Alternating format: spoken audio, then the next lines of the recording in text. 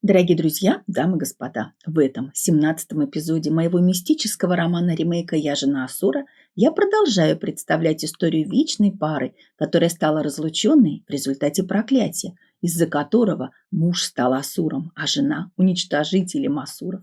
Будучи в составе межзвездного, незримого десанта Асуров по разным мирам, муж Асур брал там в жены самых лучших женщин, но из-за проклятия каждый его брак там кончался какой-то трагедией, и каждый раз в большинстве случаев ему приходилось избавляться от жены, бросая ее в объятия другому мужчине.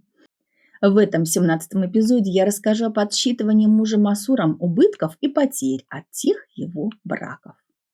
Итак, в этом романе-ремейке «Я жена Асура», я вечная жена, у меня есть вечный муж, и мы с ним вечная пара, оказавшаяся разлученной в результате проклятия, из-за которого мой вечный муж стал Асуром, а я уничтожителем Асуров.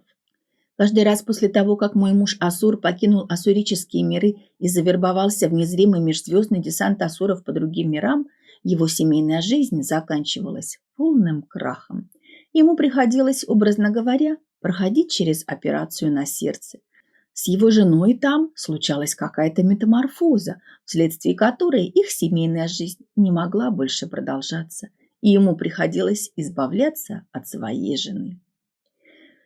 После того, как он выдавливал ее из своей жизни, и она якобы по своей воле уходила от него, он начинал подсчитывать ущерб и убытки, понесенные им в этом браке и при его завершении. В первую очередь в списке ущерба и убытков было вынужденное перенесение им этой как бы операции на сердце. С внешней стороны все ведь было из-за его тамошней жены, так как неприятные метаморфозы обычно случались именно с ней. Это было больно для него. Это был удар по его самолюбию и его мужскому достоинству, указание на его мужскую несостоятельность. Была задета его мужская гордость. И это было унижение его, как мужчины. Это дорогого стоило, и она, с его точки зрения, дорого должна была заплатить за это. Вторым в списке ущерба и убытков было его вынужденное решение избавиться от нее. Если она сама не сбегала от него к своей внезапно вспыхнувшей к другому всеобъемлющей любви. Сюда присовокуплялся моральный ущерб и упущенная выгода. Он-то думал жить с ней долго и счастливо, но был обманут в своих лучших ожиданиях и не получил желаемого в полном объеме. Нанесение ему морального ущерба и упущенную им выгоду никак нельзя спустить ей с рук, думал мой муж Асур. Также в списке ущерба и убытков оказывался поиск им подходящего мужчины для передачи своей жены ему. Ведь надо было не абы кому ее передать, а чтобы тот кандидат соответствовал ее предпочтениям, для того, чтобы легче было от нее избавиться и чтобы в глазах общества все было понимаемо. А это время, да и неприятно. Как говорят, ложки нашлись, а осадок остался. Неприятный осадок всегда оставался.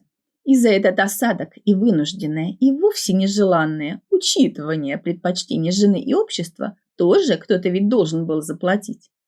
А еще его потуги на выдавливание ее из своей жизни, на то, чтобы тот мужчина запал на нее и стал делать шаги на сближение с ней. Его усилия для того, чтобы они стали вместе, чтобы он выглядел невинной овечкой, обиженной и оскорбленной в своих самых чистых чувствах. Это тоже было в том списке обид и претензий. И, конечно же, там же был и поиск новой кандидатуры на роль его жены, и новое давление на сознание уже этой женщины, чтобы приручить ее и повести по нужному ему сценарию. Изучение этой новой кандидатуры. Тут тоже затраченное время и усилия, а также деньги на продуктивные ухаживания и действенные крышесносы. А еще годы жизни с той прежней женой. Сколько он в нее вложил, сколько подарков сделал, водил и возил в разные места, тратил на нее свои деньги и свои силы, время, чувства. Кучу денег на нее потратил. И кто возместит теперь эти убытки, этот ущерб, негодовал мой муж Асур. Он подсчитывал свои убытки и потери и приходил к выводу, что это не дело, и надо бы возместить все это, и желательно с лихвой, чтоб не обидно было. Надо компенсировать свою неудачу и свое унижение этой женщиной, которая была его женой. И он решал, что теперь он имеет полное право поставить ее на поток, на выкачивание с нее ее благочестивых заслуг и на вбрасывание в нее чужой греховной кармы. Она должна была заплатить по полной, чтобы этот неприятный осадок растворился, и он смог наконец-таки оставить ее позади, чтобы не на что больше вообще было оглядываться. Надо было стереть ее полностью. Он считал, что вправе сделать это, и в этом была своя непрошибаемая логика. Она ведь прокололась. Она ушла к другому, бросила своего мужа. Да, она сделала это не по своей воле, а подчиняясь его мысленному давлению на ее сознание и его мысленному приказу. Но все же ушла-то ведь она. Она ведь бросила его. Это были ее действия на физическом плане, физической реальности. И этим она нарушила вселенские законы. Он асур, а асуры, как вселенские чистильщики, которые вольны стирать тех, кто так или иначе нарушает вселенские законы. До этого она была его женой, и поэтому была неприкосновенна. И к тому же блюла верность, и потому по вселенским законам асуры не имели права доступа к ней. Но тут она сама, ушла от своего мужа, нарушила обет верности, и асуры получили право доступа к ней и карт-бланш на то, чтобы делать с ней все, что пожелают. И он, глядя на список убытков и потерь, решал, что было бы верхом глупости и неуважения к себе не возместить свои убытки и потери и не компенсировать свое унижение ею. Он решал, что имеет полное право унизить ее как женщину и сделать с ней то, что асуры обычно и делают в своем незримом межзвездном десанте асуров по разным мирам. Он решал, что она ему больше не жена, и он имеет полное право использовать ее на полную катушку и стряхнуть с нее все, что только можно, для того, чтобы получить сатисфакцию, а также, чтобы возместить потраченное на нее время, нервы, деньги, работу с ней на мысленном и энергетическом плане. Чтобы она хорошо себя с ним чувствовала, и после этого, чтобы ушла от него к другому. Он решал, что она заплатит ему за все, и заплатит очень и очень дорого, и при этом будет унижена, как женщина, и ставил ее на поток для выкачивания с нее ее благочестивых заслуг и для вливания в нее чужой греховной кармы.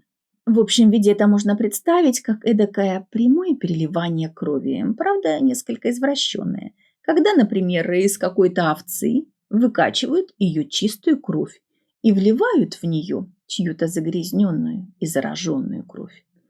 Только тут в качестве чистой крови выступают благочестивые заслуги, а в качестве загрязненной и зараженной крови чья-то тяжелая греховная карма, чьи-то греховные реакции, которые надо отработать.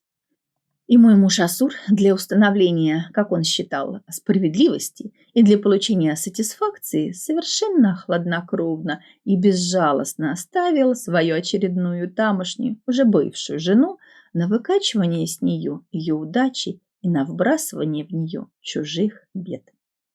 Обо всем этом подробнее, а также о том, что же с нею было в результате этого, в следующем эпизоде.